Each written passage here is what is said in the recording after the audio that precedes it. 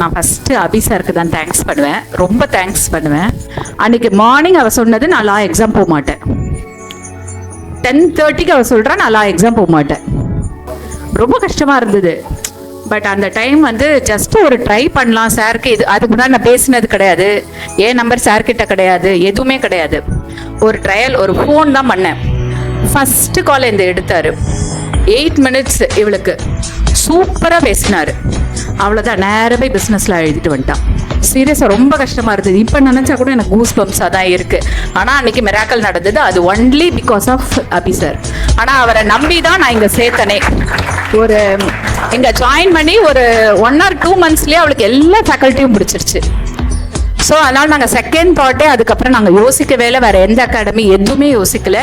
இங்கேயே நம்ம கண்டினியூ பண்ணுறோம். அவ்வளோதான். எங்களுக்கு ரொம்ப தேங்க்ஸ் சார். ஆனால் ஆக்சுவலாக பயங்கர பேனிக் ஆகிட்டா.